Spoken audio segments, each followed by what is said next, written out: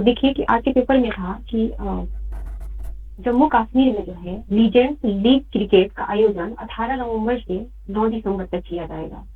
ठीक है, ये जो है क्रिकेट लीग जो है जम्मू के मौलाना आजाद स्टेडियम में किया जाएगा, जो तवी नदी के किनारे है। यानी जम्मू भी तवी नदी के किनारे है, और कई बार ये पीटी में पूछ चुका है कि जम्मू किस नदी के किनारे सिचुएटेड है। ठीक है, तो हो सकता है इस स्टेडियम के बारे में पूछ दे, जम्मू के बारे में ना पूछकर, तो इसको ध्यान रखिएगा आप लोग।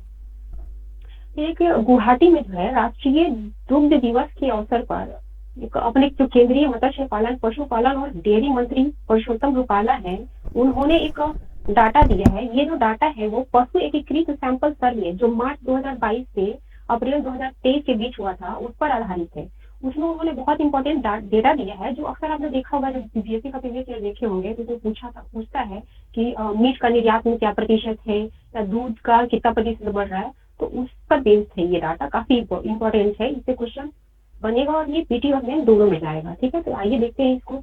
इस मतलब सर्वे में बताया गया है कि 2022-23 में देश में जो टोटल दूध का प्रोडक्शन है वो 4% बढ़कर 23.05 करोड़ टन रहा है। ठीक है, इसी अवधि में अंडों का उत्पादन जो है 7% बढ़कर 138.38 अरब रहा है। मीट का उत्पादन जो है 5% बढ़कर 97.7 लाख टन हो गया है। तो आप लोगों को प्रीवियस ईयर में देखे होंगे, वो पूछे थे कि मीट का जो निर्यात में कितना प्रतिशत है, भाग है इसका इंडिया का पूरे वर्ल्ड में। तो ये डाटा याद रखेंगे, इससे भी क्वेश्चन बनेगा। इसी सर्वे में बताया गया है कि दूध का जो टोटल प्रोडक्शन है ना, तो उसमें यूपी का जो मतलब योगदान है वो 15.72% है, और दूध प्रोडक्शन में यूपी पहले नंबर पर है। उसके बाद राजस्थान और एमपी क्रमशः दूसरे और तीसरे नंबर पे आते हैं। और अंडा के कुल उत्पादन में 20.13% हिस्सेदारी के साथ आंध्र प्रदेश शीर्ष पर है। ठीक है, और इसी रिपोर्ट में बताया गया है कि ऊन का उत्पादन जो है पिछले वित्तीय वर्ष में 2% बढ़कर 3.36 करोड़ टन हो गया है। ठीक है, तो काफी इंपॉर्टेंट डाटा है ये, पीटी और मेन दोनों में जाएगा। ठीक है, और आगे देखते हैं कि जो हमारा जो चालू वित्तीय वर्ष है, इसके पहली छमाही में ऐसा बताया जा रहा है कि निजी क्षेत्र के जो बीमा कंपनियां हैं, उनका जो बाजार हिस्सेदारी है वो सरकारी कंपनियों की तुलना में बढ़ रहा है। इनकी बाजार हिस्सेदारी जो है वो लगभग 54% हो गया है, जो पिछले से समान अवधि में 50.81% था। ठीक है, तो ये भी इम्पोर्टेंट है, हो सकता है पूछे। एक खेल से रिलेटेड देखते हैं कि वर्तमान में एक टेनिस प्लेयर है, राष्ट्रीय चैंपियन है ये रश्मिका भामीदीपति। इन्होंने बेंगलुरु में आयोजित महिला टेनिस विश्व टेनिस टूर के फाइनल में भारत की ही जिल देसाई को हराकर अपना पहला ITF ट्रॉफी जीती है। तो ये काफी इम्पोर्टेंट क्वेश्चन है ये, इसको याद रखिएगा, खासकर ये नाम, पहला ट्रॉफी है इनका, तो हो सकता है इनसे कहीं ना कहीं ये क्वेश्चन दिखे। और अभी आप लोगों ने देखा होगा कुछ दिन से कि ये यूएई में जो है COP28 का आयोजन हो रहा है, जो कि पर्यावरण पर बेस्ड होगा। तो इसमें भारत का प्रतिनिधित्व अपने प्रधानमंत्री मोदी जी करेंगे। तो ये इस सम्मेलन में भाग लेने के लिए यूएई की यात्रा पर रहेंगे 30 नवंबर से 1 दिसंबर तक। ठीक है, और ये जो COP28 का आयोजन है वो संयुक्त राष्ट्र की तरफ से किया जाता है। ठीक है, तो यूएई के राष्ट्रपति कौन है बताइएगा जरा कोई। काफी हाईलाइटेड रहे हैं ये, कंटिन्यू इंडिया के साथ इनका मतलब बिजनेस हो रहा है, जिसकी वजह से इनका नाम बार बार आ रहा है। तो बताइए इनके प्रधानमंत्री और राष्ट्रपति का नाम बताइए कोई यूएई का। बहुत कंफ्यूजिंग है, इसको नाम को बहुत ध्यान से रखिएगा, क्योंकि पूछ सकते हैं ये लोग और कंफ्यूज कर सकते हैं आप लोग। तो यूएई के जो राष्ट्रपति है उनका नाम है शेख मोहम्मद बिन जायद अल नहयान, और इनके जो प्राइम मिनिस्टर है उनका नाम हो जाता है शेख मोहम्मद बिन राशिद अल मखतूम। ठीक है, तो काफी कंफ्यूजिंग नाम रखते हैं ये लोग, तो इनको बहुत ध्यान से रखेंगे। और यहाँ की जो राजधानी है अबू धाबी है, और मुद्रा जो है दिहरम है। ठीक है, अभी केंद्रीय मंत्री हरदीप पुरी जो है वो 26 नवंबर को, डेट याद रखिएगा, 26 नवंबर को काशी के संत रविदास घाट पर floating mobile refuelling CNG station का उद्घाटन किया है इन्होंने। ठीक है, और इसके अलावा वाराणसी के नमो घाट पर ही फ्लोटिंग CNG स्टेशन पहले से ही बना हुआ है, जो विश्व का पहला फ्लोटिंग CNG है। तो वर्ल्ड का पहला ऐसा कुछ किया गया है, तो ये काफी इंपॉर्टेंट है, और वो भी वाराणसी में, जो कि अपने प्राइम मिनिस्टर का संसदीय क्षेत्र है। तो इस पॉइंट को तो याद रखेंगे विथ डेट। ठीक है, ये 26 नवंबर को, और ये नहीं कि जोश में आ गए, अगर ये पूछ दिया कि किन्होंने उद्घाटन किया है तो प्रधानमंत्री मार दिए। याद रखिएगा केंद्रीय मंत्री हरदीप सिंह पुरी द्वारा उद्घाटन किया गया है। फिर एक फिल्म निर्माता है विदु विनोद चोपड़ा, उनकी एक मूवी आई हुई है 12वीं फेल, काफी अभी फेमस हुआ है। इसको जो है ऑस्कर 2024 के लिए नॉमिनेट किया गया है इंडिया की तरफ से। यह जो मूवी है यूपीएससी की परीक्षा देने वाले जो लाखों छात्र हैं उस पर आधारित है। तो इसका विषय भी हो सकता है पूछे, तो ये भी याद रखिएगा कि यूपीएससी के एग्जाम में शामिल होने वाले जो पर्सन है उसके व्यवस्था को ये दर्शाती है मूवी। और एक वित्त मंत्रालय जो है वो बीमा लोकपाल के पास जो दावा निपटान की जो राशि का लिमिटेशन था उसको 30 लाख से बढ़ाकर 50 लाख कर दिया है। ठीक, अभी तक जो है 30 लाख से अधिक जो भी बीमा दावा निपटान जो होता था वो उपभोक्ता अदालत में किया जाता था, बट अब ये बीमा लोकपाल के तहत ही किया जाएगा। ठीक है, और इसमें ये भी बताया गया है कि यदि कोई ग्राहक जो है अधिक मतलब यानी कि 30 लाख से अधिक दावे के मामले में अगर लोकपाल के डिसीजन से खुश नहीं होते हैं तो वो अदालत उपभोक्ता अदालत में जा सकते हैं, दायर कर सकते हैं अपने याचिका। ठीक है, और लोकपाल जो है बीमा लोकपाल जो है उनके यहाँ जो भी विवाद आएंगे उसका निपटान उनको 90 दिन में कर देना है। ठीक है, और इसी रिपोर्ट में बताया गया है कि वित्तीय वर्ष 2022-23 में देश भर में जो कुल बीमा लोकपाल है वो 17 है। हो सकता है पूछ दे कि देश में कितने लोकपाल बीमा लोकपाल काम कर रहे हैं, तो वो है 17। तो इसमें जो 17 बीमा लोकपाल है उसमें कुल 55,946 शिकायतें प्राप्त हुई थी। ठीक है, इसमें से बीमा लोकपाल द्वारा 51,625 यानी टोटल 92.28% शिकायतों का निपटारा किया गया। तो काफी अच्छा ग्रोथ है इनका निपटारा के मामले में, इसलिए ये फायदा करेंगे, टाइम भी कम लगेगा। ठीक है, एक चीज और है कि ये जो हमारे जो पैरा ओलंपिक प्लेयर हैं उनका जो ग्रोथ काफी अच्छा हो रहा है आजकल। देखिए जैसे ओलंपिक में भी काफी अच्छा उन्होंने किया है, फिर अभी एशियन गेम में भी काफी अच्छा किया है। तो इन्हीं को बढ़ावा देने के लिए सेंट्रल गवर्नमेंट ने एक डिसीजन लिया है। उनके द्वारा दिल्ली में 10 से 17 दिसंबर तक पहली खेलो इंडिया पैरा गेम्स का आयोजन किया जाएगा और इस खेल के लिए लोगो शुभंकर थीम वगैरह का उद्घाटन किया गया है अपने खेल मंत्री अनुराग ठाकुर के द्वारा। इसका जो लोगो है वो है हौसलों की उड़ान, या इसको चैंपियंस बियॉन्ड लिमिट की कहा जाएगा। 2 लोगो है इसमें, दोनों को याद रखिएगा, कोई भी एक पूछ सकता है। और एक पहली बार आयोजित हो रहा है तो इससे क्वेश्चन बनेगा ही बनेगा। और इसके जो शुभंकर है वो गोरैया उज्ज्वला है। थीम गीत भी इसका है जो है हिम्मत दिखा ताकत दिखा, कभी रुक मत कभी झुक मत चल खेल।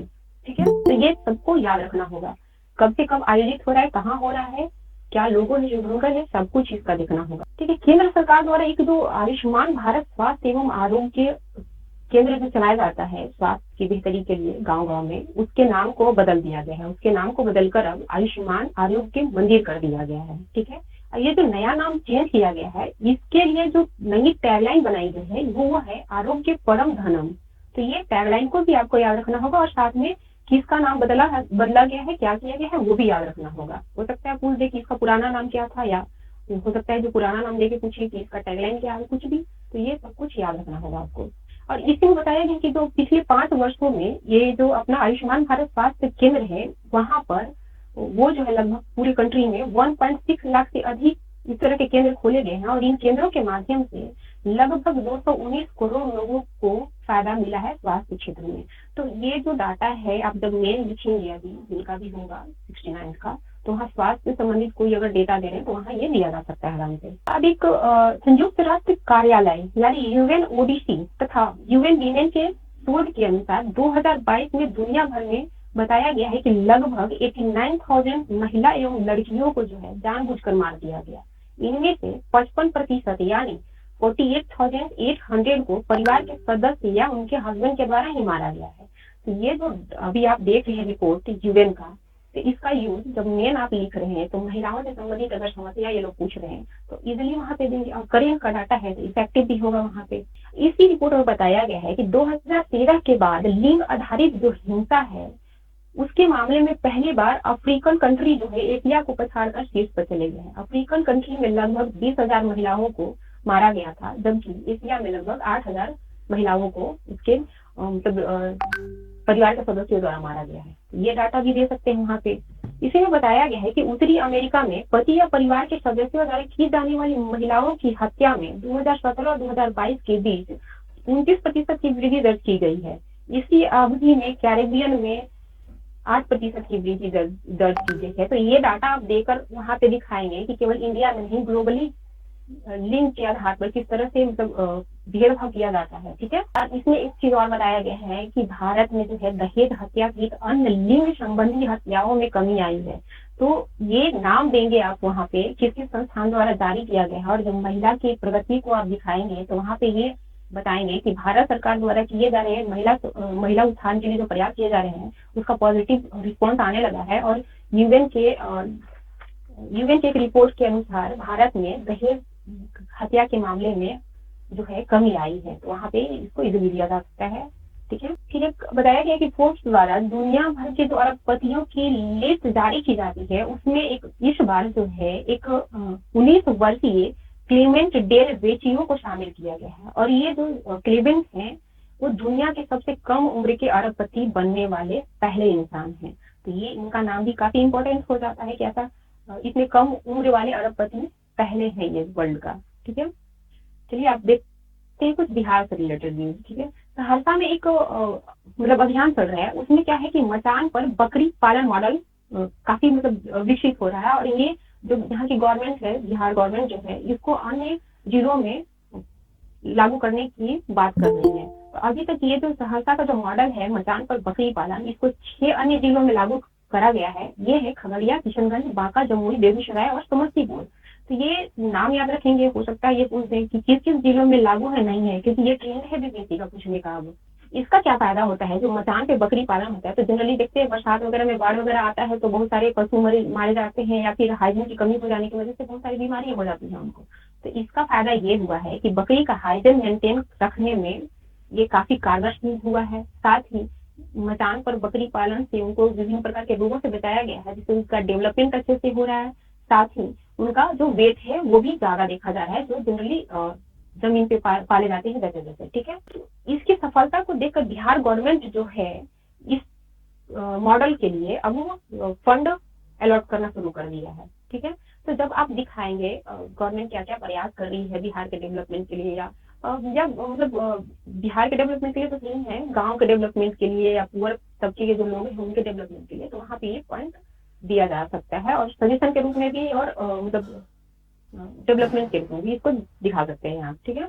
और एक चीज है कि बिहार के जो पशु एवं मत्स्य संसाधन विभाग है वो पशुपालकों को प्रति लीटर 3 रुपया अनुदान देने का निर्णय लिया है दूध के ऊपर।